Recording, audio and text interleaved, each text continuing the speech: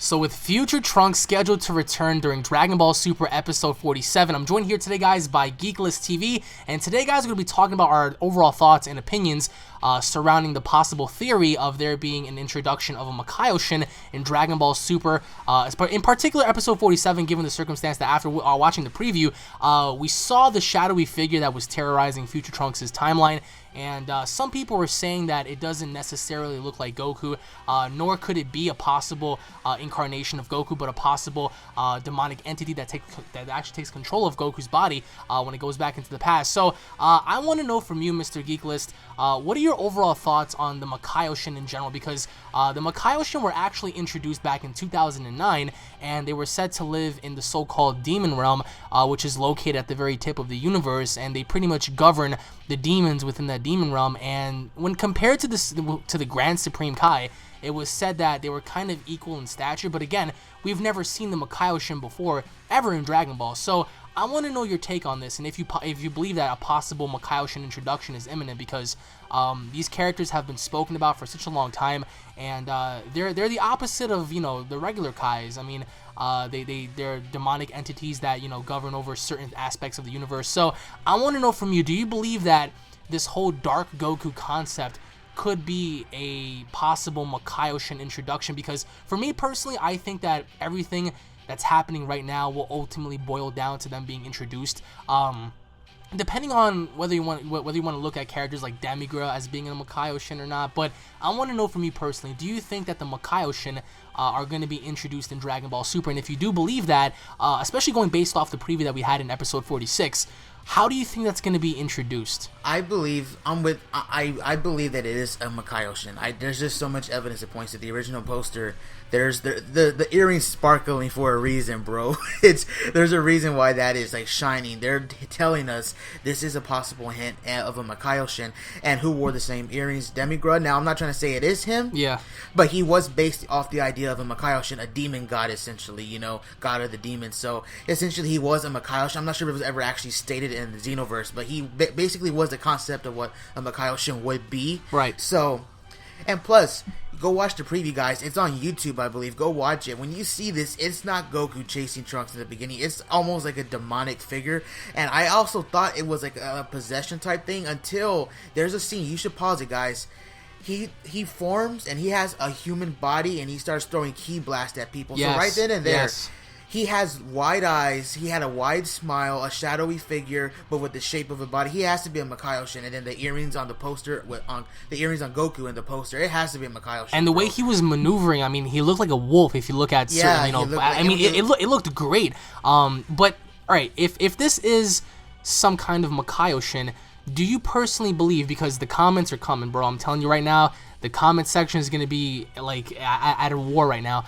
Do you believe that the concept of possession and things, boiling down similar to how Babidi manipulated Vegeta and how Baby took over, Vegeta's body, do you believe that this entity, this figure, this whatever this is going to have a similar impact to what's going to happen with Goku? For example, this force of nature travels back in the past, and similar to Baby and Babidi, takes control of Goku, rather it being a separate, being that's called Black Goku. Do you believe that whatever being this is going to take control of current Goku's body? Or do you actually believe that this is going to be a separate being that just takes the form of Goku instead of just possessing him? I've seen that theory before, and I think it is a completely great theory because, I mean, when you think about it, we even did a video, I believe, me and you, right, about how strong Black Goku would be, yes. Or like how. So when you think about it, Trunks should not be that strong. At most, and I'm being completely generous here, at most, he would be as strong as an SSJ3. And at this point, that's nothing in the continuity of Super right now. We saw SSJ3 Gotenks get destroyed by base Vegeta. So, with that sense, if a being who's just stronger than a hypothetical SSJ3 Trunks, for him to come back and possess Goku and combine his power with Goku's god power, that's a fucking problem. And now that would tell me, okay, yeah, we're gonna need fucking Beerus, we're gonna need everybody, we're gonna need God Vegeta, we're gonna need everybody to handle this problem. You know what I mean? Yeah. Because And plus, where would they get the Goku's body? Because I believe Goku's body is gone in future Trunks' timeline, right? It's not there, so that would make complete sense for the Makai Ocean to come back, and that's why we see the earrings on Goku's ear, because it's kind of like, it almost be like a fusion or a mutation of both of their bodies, you know what I mean? Absolutely, and having a look at Dragon Ball Heroes, people tend to have forgotten, in Dragon Ball Heroes, with the short little cutscene that happened with Super Mira and Timebreaker Bardock, there was a specific scene where the Supreme Kai of Time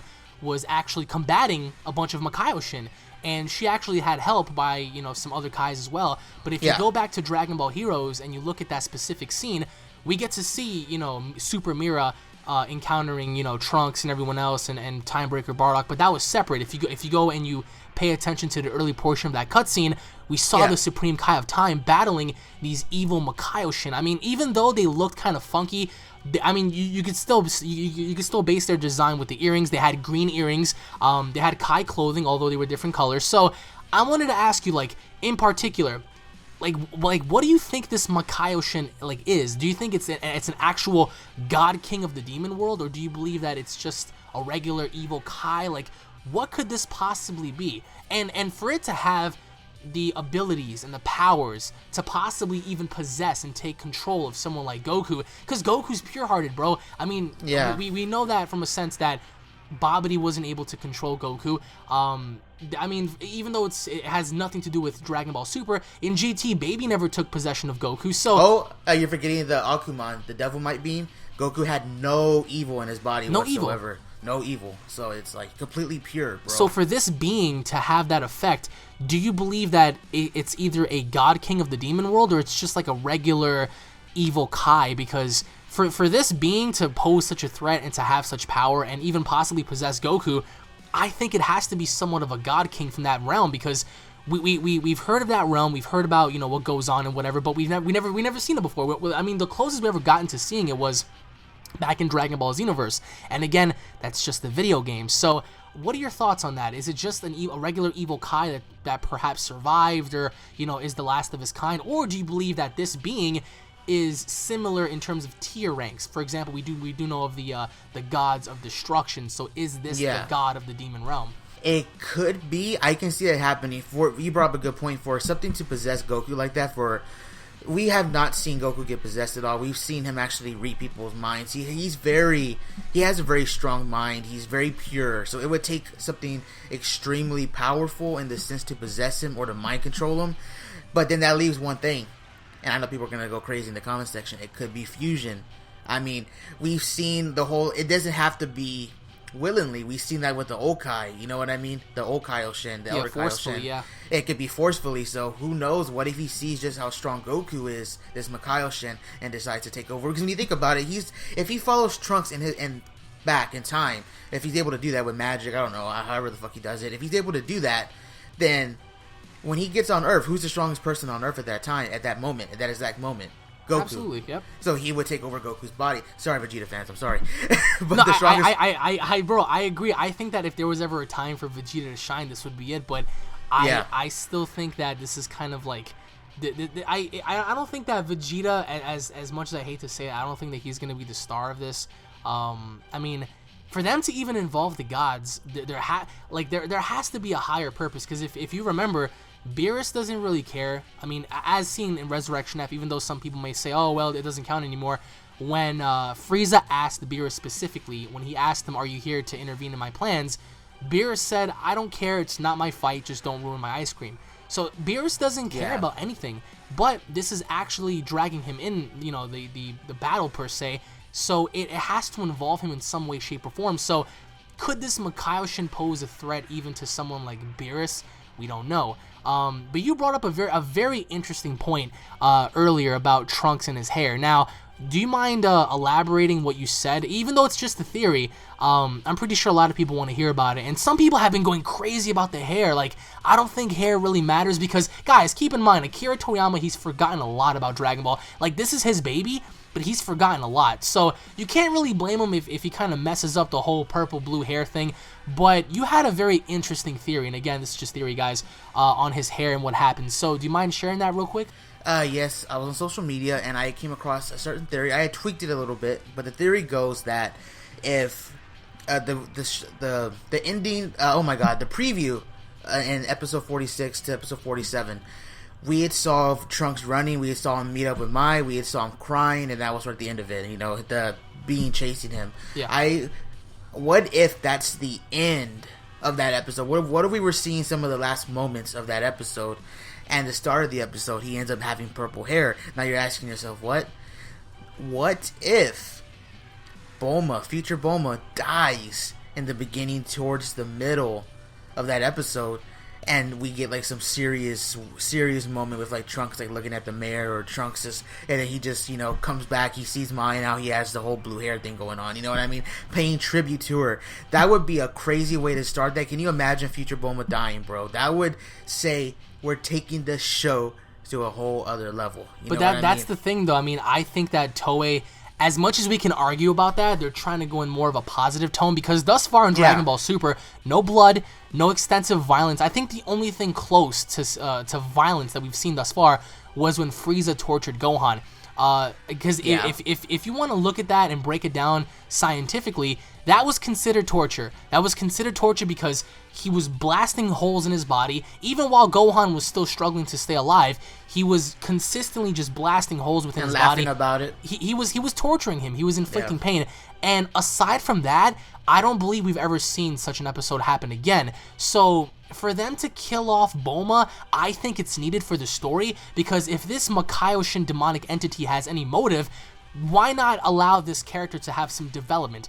Build him up to be like this monster that we're all imagining him to be. And thus far, we haven't seen an enemy do that or instill fear in anybody since Golden Frieza when he blew up the Earth, and Kid Buu and Super Buu when they ate everybody and blew up the planet.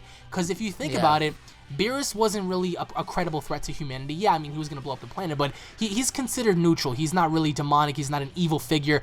Frieza was there because he had a motive, and he blew up the planet until Whis reversed time.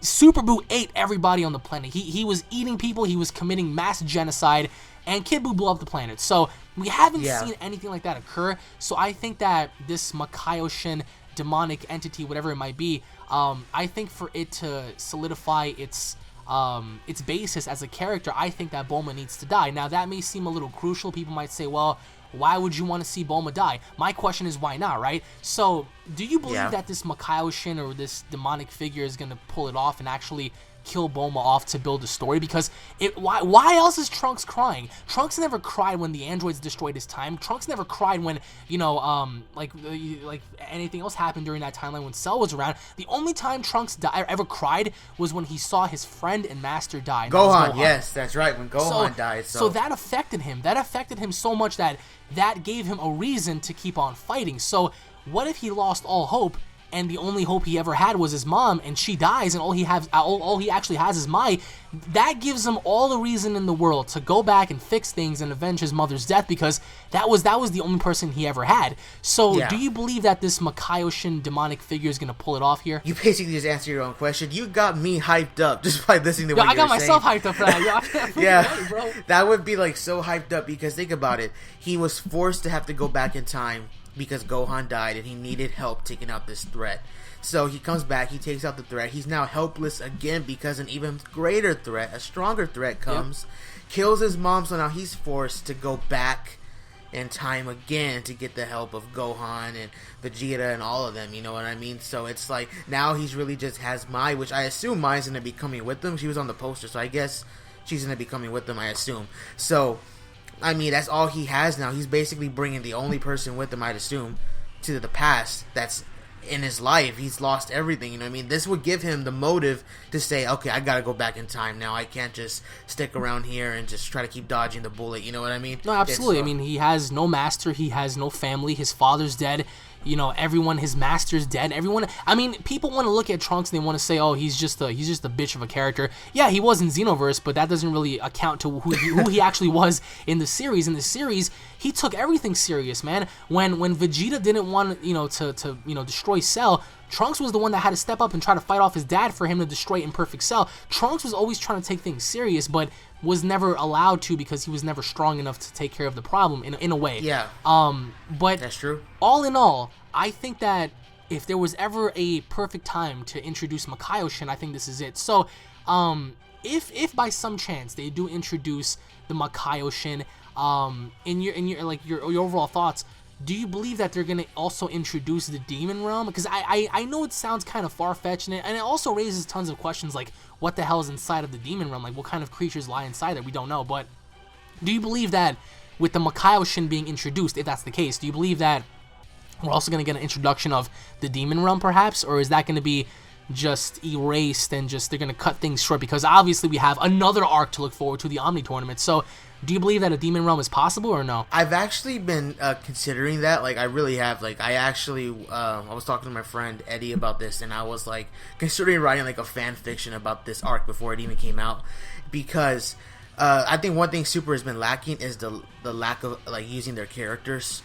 So using the other characters, you know, like Tien, Piccolo, Gotenks, Gohan. So it would be cool. Like, what if somehow? Because think about it. They said they're gonna involve Zeno, the gods, etc. That doesn't exactly mean Zeno's gonna fight. It just means that he's gonna be involved. What if the Elder Kai says we need Zeno?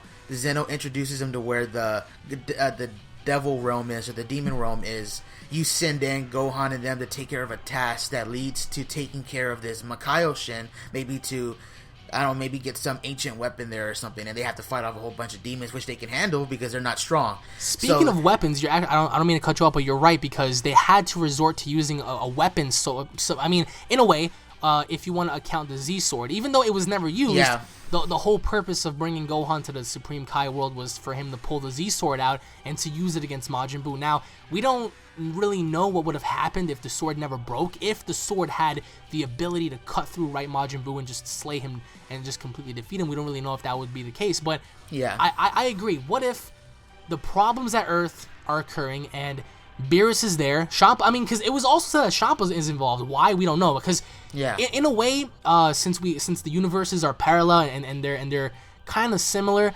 maybe whatever happens in one universe affects the other. So Champa shows up, he's like, what the hell's going on? There's a disturbance going on in my universe.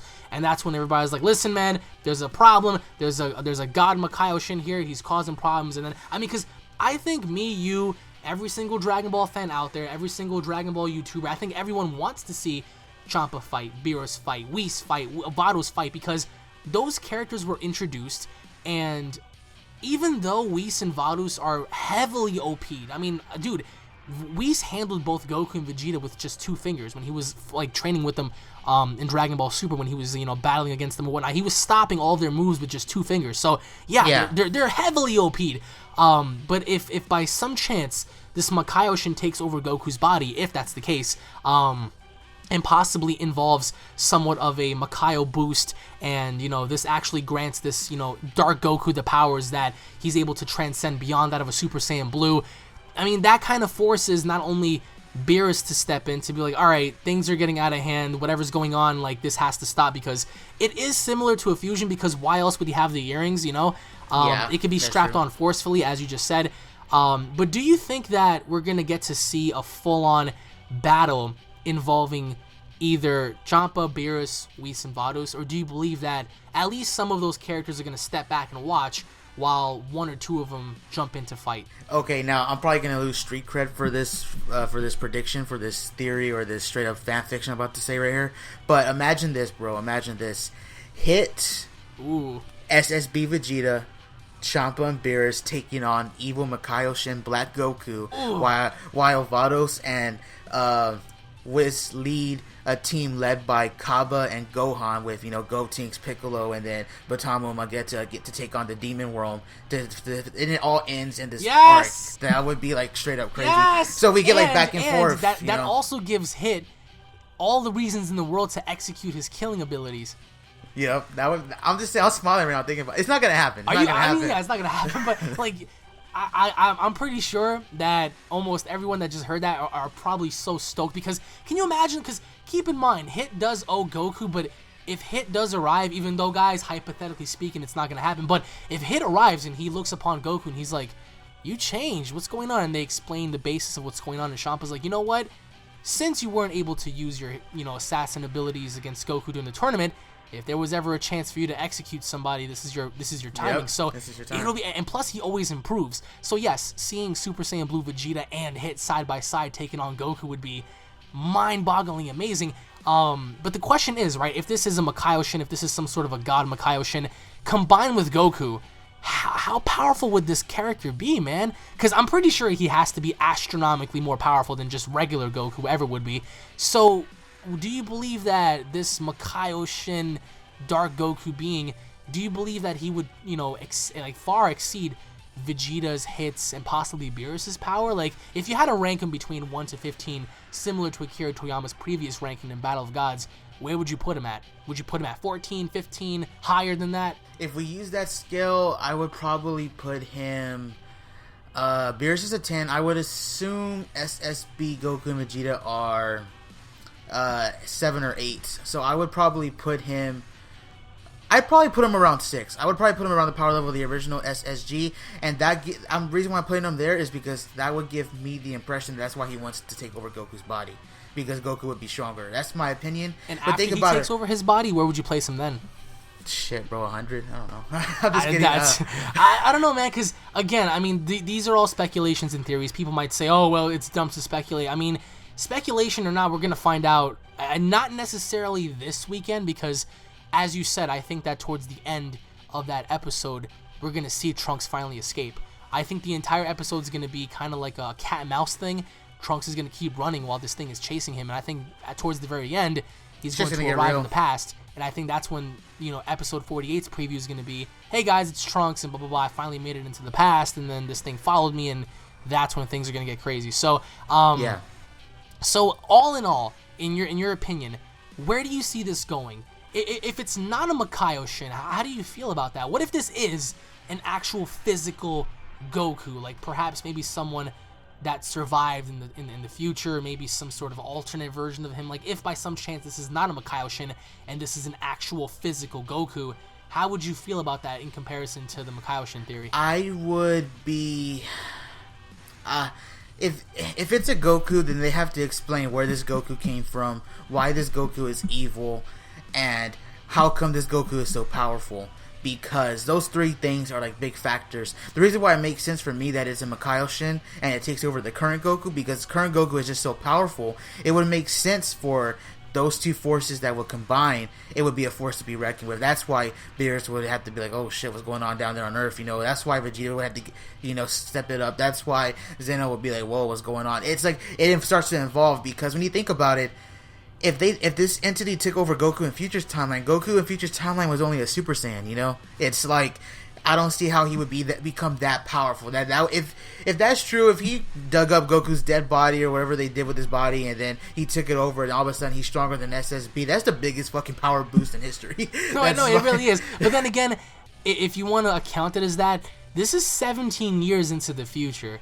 Like that's even though I hate making this comparison, we can look at GT. GT was what, 10 years into Z's future, so this is 17. So what do you think about that? This entity could be then that powerful. Then yeah, I can see what you're saying. Because people are saying, well, 10 years in Dragon Ball Z, Goku becomes as powerful as a Super Saiyan 3 in his base form. So that's only 10 years. Imagine another 7. So that's like 17 years. I kind of get why people are saying that whoever this is obviously going to be much more powerful than our current characters, because, like, I mean, again, this is time we're talking about here. But then again, Dragon Ball Super was known for its inconsistency, so that's the one thing that I'm really worried about, because what if it is 17 years into the future and this thing is weaker than our current characters? It's like, what? How? You know? So, but any final thoughts before we go? Because you got me real hyped with the whole, like, splitting teams, half of them going to hell to fight, and the other half are, like, trying to, like, maintain Earth and stuff. Like, you got me so stoked on that, because even though it does sound like a far-fetched idea, having Universe 6 and Universe 7, who once fought against each other, having a team up here, isn't really a bad idea. So, any final thoughts before we go? No, that's about it, because I'm really hyped up right now about my theory. I mean, like it's the fact that it's possible, because people are going to say, oh, it's not possible, we have to wait like a few days. Yeah, we have to wait a few more days, but if you look at everything that's been happening in Dragon Ball Super, many people have been saying, oh, that's not possible, and this is not possible, and it's happened. So, but again, guys, if you guys have theories of your own, opinions of your own, drop it down below. Thank you all for watching. Be sure to subscribe to Geekless TV. His channel will be located down in the description, guys. Thank you all for watching. If you guys are fans, don't forget to subscribe. That way you guys don't miss all latest episodes and all latest news, information, and updates for Dragon Ball. If you guys are stoked about this, if you guys are hyped as I am, just as Geek is, because I mean, he hyped me off his freaking theory here, off of them splitting off and stuff. Smash that like button. Leave your thoughts in the comment section below. Thank you all for watching once again, and we'll be seeing you all later, guys. Take it easy. Peace.